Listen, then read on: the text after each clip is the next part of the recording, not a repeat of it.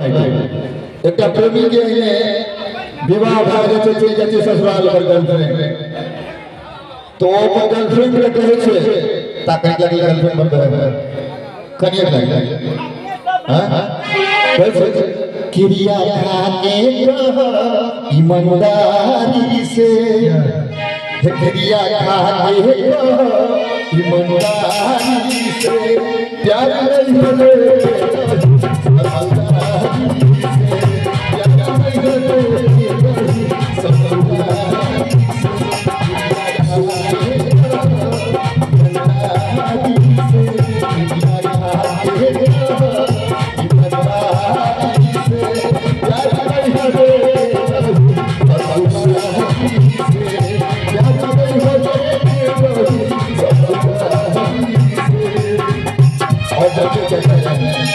और जब क्या कहता है वो लड़का का गर्लफ्रेंड हो लड़का अपना गर्लफ्रेंड को कहता है जब सासू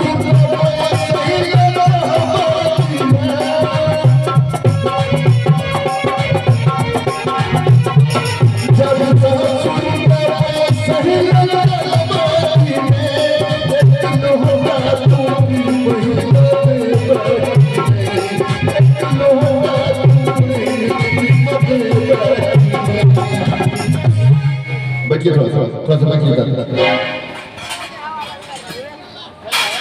अब कहता है चला के बारी से क्या बात है क्या प्यार है कि दिल ना लगे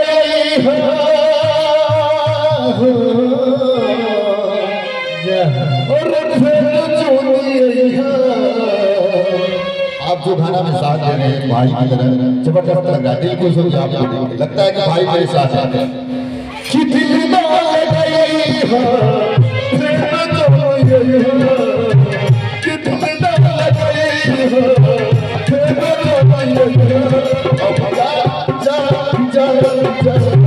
भूला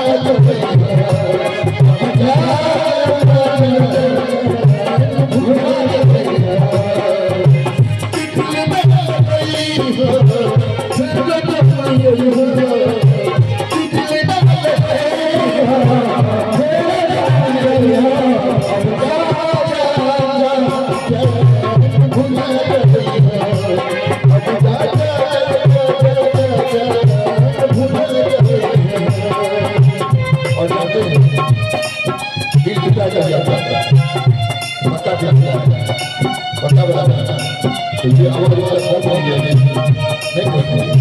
बहुत उनसे कहिए